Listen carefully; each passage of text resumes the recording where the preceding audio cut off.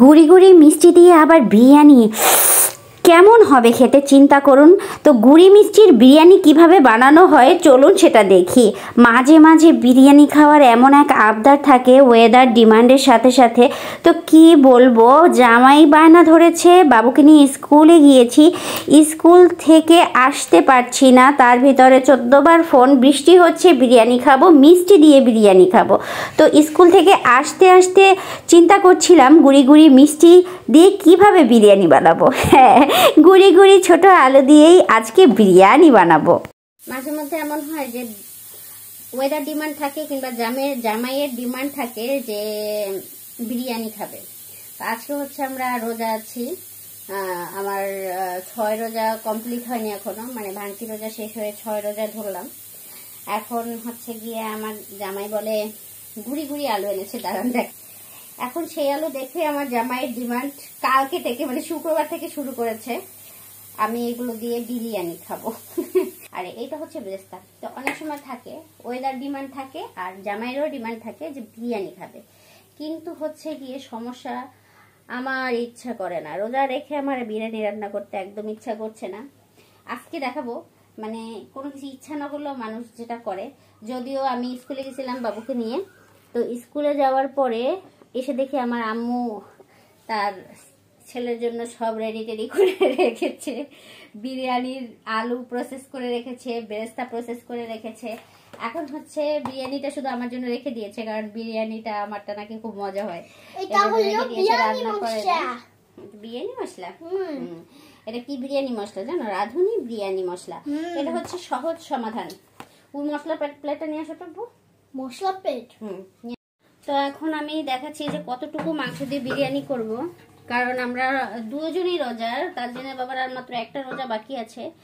তো সেহেতু আমরা একদম অল্প বিরিয়ানি করব। আর আম্মু যে এত কষ্ট করে প্রসেসিং করলো, আম্মু কিন্তু বিরিয়ানি টোটালি খাবে না, তারা সাদা ভাত খাবে, নানি নাতনি। তো যাই হোক, এটাও সেই দেশি মুরগির কিছু স্লাইস। ওই মাথাটা তো, এটা তো বিরিয়ানিতে দিলে ভালো লাগবে না মা, এর মধ্যে একটা মাথা আসছে। একদমই অল্প একটু বিরিয়ানি করবে এবং একদম সহজ ওয়েতে কিভাবে করা যায় সেটাই দেখাবো। তো এখানে একটা মাথা চলে এসেছে, দেশি মুরগির মোরগ, এটা মোরগ ছিল, দেশি মোরগ। যাই হোক, এটা থাকুক, এটা দিব না বিরিয়ানির মধ্যে, মাথা দিলে ভালো লাগে না। এই পরিমাণে মাংস। আর এখানে রয়েছে হচ্ছে গিয়ে আদা বাটা, এই যে আদা বাটা এই পরিমাণে দিব, আদা আর শুকনা মরিচ বাটা। এটা এই যে, এটা হচ্ছে রসুন বাটা, রসুনের পেস্ট। আমি আন্দাজেই দিয়ে দিই, আমি এত মাপি টাপি না, এত চা চামচ চোখের আন্দাজে যা পারি তাই দিয়ে দিই। এটা হচ্ছে চীনা বাদাম বাটা, এই যে এটা সবে অল্প অল্প পরিমাণ দিলাম, যেহেতু মাংস খুবই অল্প। জাস্ট 1 পট চালের বিরিয়ানি করব। এখন এখানে আমি টোটালি বেরেস্তাটা ইউজ করব না, এখন বেরেস্তাটা পরে ইউজ করব। বেরেস্তা যদিও আম্মু করে রেখেছে। এখন হচ্ছে গিয়ে ওই যে মরিচ আর বাদামের মিশ্রণটা, আর দিব টক দই। লেবু কি কাটা আছে আম্মু?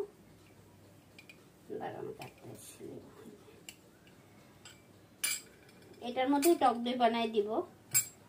আগে এগুলো দিয়ে একটু মাখায় নিই। এটা একটা টমেটো স্লাইস, আর এটা হচ্ছে কাঁচা পেঁয়াজ।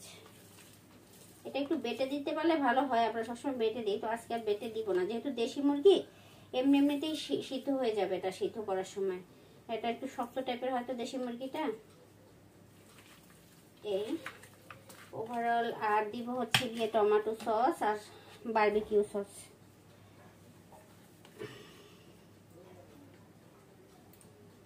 আমি সবসময় একসাথে অনেক মাংস মাখিয়ে রাখি, যার কারণে আমি ঝটপট অনেক সময় আসে যে বিরিয়ানিটা করে ফেলি। কিন্তু এই রমজানের পরে আসলে শরীরটা এত ইয়া হয়ে গেছে যে ওরকম ভাবে, এটা একটু খুলে দাও তো, হাতটা একটা আটকা, তো ওরকম ভাবে বিরিয়ানির প্রসেসও করা হয় না, বিরিয়ানি বাসায় সেরকম ভাবে করাও হয় না।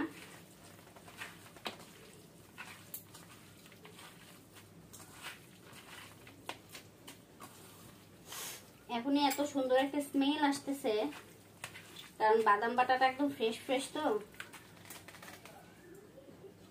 এর মতো তো একটা এই যে ফুলও রয়েছে।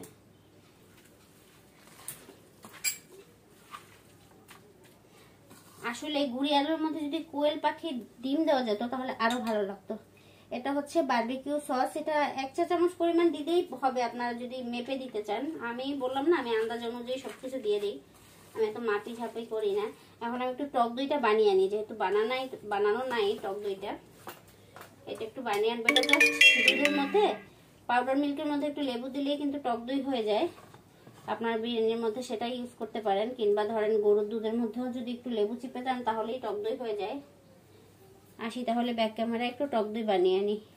আসলে লেবুটা কাটা ছিল না, লেবু কেটে আনলাম। আর এখানে কিছু আমার গরুর দুধ ছিল, গরুর দুধের সাথে কিছুটা পাউডার মিল্ক দিয়েছি।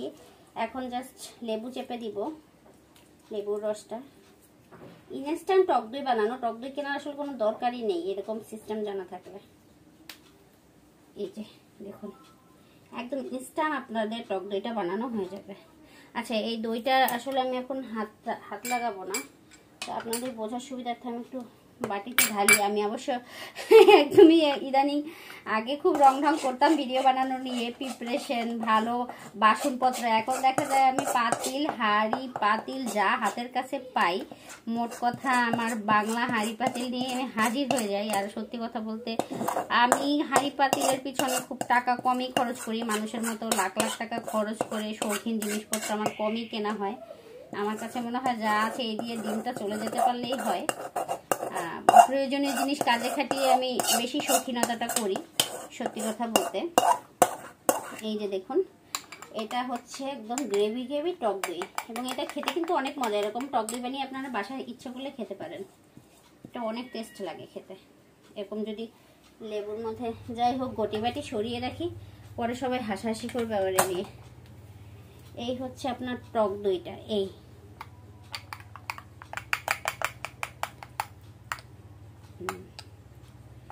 হচ্ছে টক দই। টক দইটা এটার ভিতরে জাস্ট এরকম দিয়ে দিব।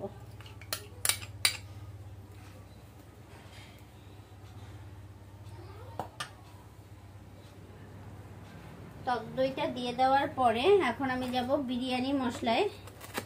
বিরিয়ানি মশলা দিলে নাকি কিছুই দেওয়া লাগে না, কিন্তু আমরা আবার সেই জিনিসটা করি না। আর এই যে প্রসেস করে রেখেছি কিছু পুদিনা পাতা এখানে দিয়ে দিব মেরিনেশনের মধ্যে, কারণ এত সুন্দর একটা স্মেল দেয়। এবং বিরিয়ানি যখন রান্না করা হবে, কালকে না আমি আলু বোখারা আনতে ভুলে গেলাম, আমার আলু বোখারা শেষ হয়ে গেছে। ঈদের সময় অনেক বিরিয়ানি করা পড়ছে, ঈদের পরেও বিরিয়ানি করা পড়ছে, তো আলু বোখারাটা শেষ হয়ে গেছে, আমি ভুলে গেছি আলু বোখারা আনতে। আলু বোখারা ছাড়া আসলে বিরিয়ানি মজা লাগে না। তো অর্ধেক পরিমাণ বিরিয়ানি মশলা দিয়ে দিব আর অর্ধেকটা রেখে দিব, কারণ হচ্ছে এখানে এতগুলো বিরিয়ানি মশলা, এটা 1 কেজি বিরিয়ানি করার জন্য যে মশলাটা দেওয়া হয় সেটা হচ্ছে এই প্যাকেটে থাকে। তো ওভারঅল কিন্তু আমি একদম শেষ আমার বিরিয়ানির প্রসেসিং। এটা জাস্ট আমি বেরেস্তা ভাজা তেলে বসিয়ে দিব, আলু আর বেরেস্তা যে তেলে ভাজা হয়েছে ওই তেলে জাস্ট বসিয়ে দিব প্রেসার কুকারের মধ্যে। তো আমি কিছুটা সময় এটা রেস্টে রাখবো।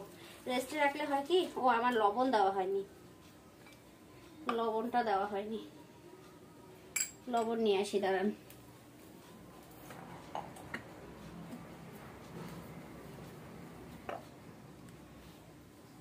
এই হচ্ছে লবণ, তো লবণটা দিয়ে দিব।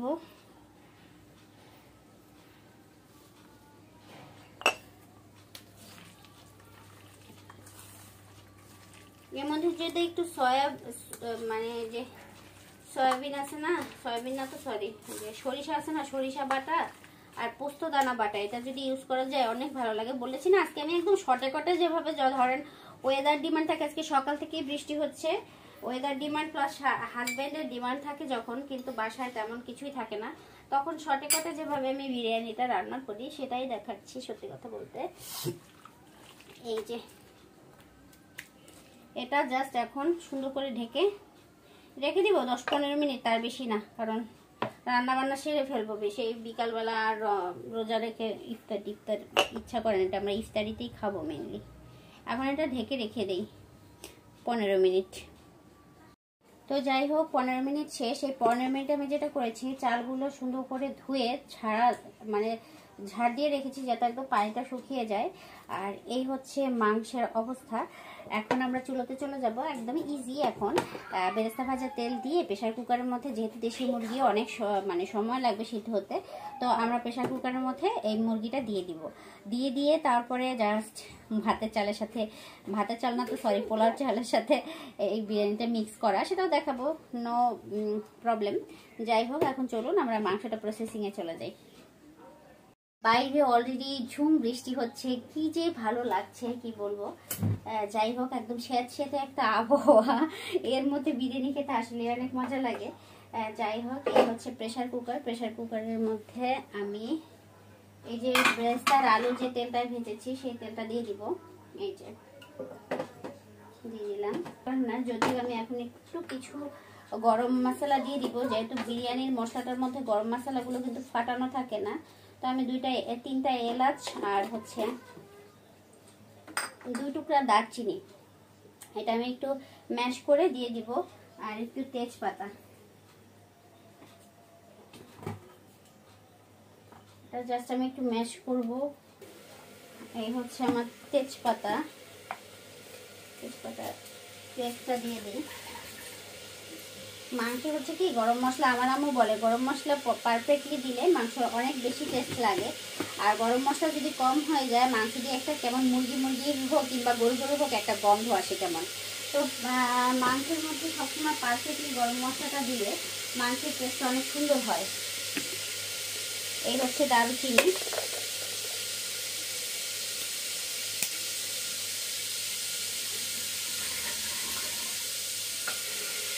যদিও এগুলো দেওয়াটা একদম অপশনাল, আমি দিয়ে থাকি।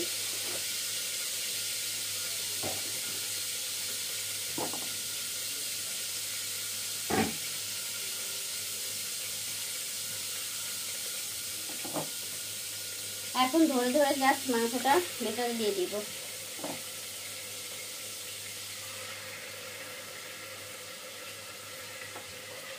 এটা অনেক বেশি সুন্দর ঘ্রাণ আসতেছে, অনেক সুন্দর ঘ্রাণ আসতেছে।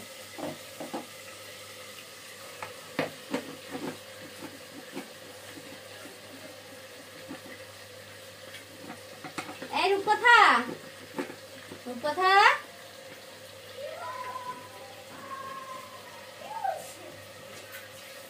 তুমি কি জানো বিরিয়ানি কিভাবে রান্না করে? এরকম করে রান্না করে। কোন রকম করে আমাকে একটু বলো তো রেসিপিটা।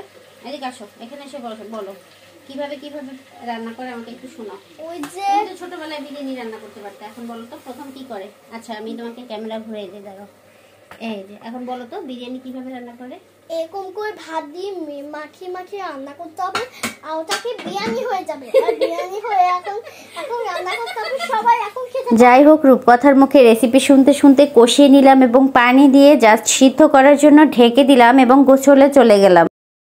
এখন অলমোস্ট 2:15 বাজে। তো আমি এতক্ষণ এই প্রেশার কুকারটার মধ্যে ভাপে রেখে দিয়েছিলাম, যেহেতু সিলিন্ডারের গ্যাস এত বেশি হিট দেওয়ার আবার নরম হয়ে যায় কিনা, এজন্য 2-3টা সিটি দিয়ে জাস্ট রেখে দিয়েছি, যাতে গরম ভাপে মাংসটা হয়ে বসে। তার ভিতরে আমি একটু গোসল করলাম, নামাজ পড়লাম, কারণ টাইম টু টাইম নামাজ পড়াটা উচিত। এখন যেটা করব, মাংসটা জাস্ট সিদ্ধ হয়েছে কিনা সেটা দেখব।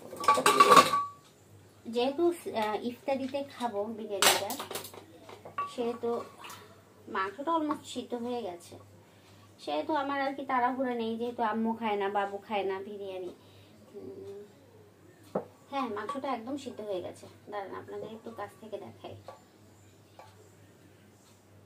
তো এটা থকথকে ঝোল রয়েছে অনেকগুলো। আমি এখন আবার 1/2 লিটার পানি, এই যে দেখুন মাংসটা কতটা সফট হয়েছে। এই যে একদম উঠে আসতেছে, গরমে ধরা যাচ্ছে না, একদম সফট হয়ে ছিঁড়ে উঠে আসতেছে। এই যে একদম সফট হয়ে গেছে।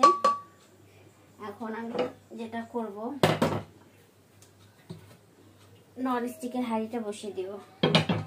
হাঁড়িটা বসিয়ে দিয়ে ঘিয়ের মধ্যে জাস্ট পোলাও চালটা আমি ধুয়ে ঝেড়ে এরকম ঝুরঝুরে করে রেখেছি। এই যে দেখুন, এখন ঝুরঝুরে করে রেখেছি, একদম একটু পানি নেই এই পোলাওয়ের মধ্যে।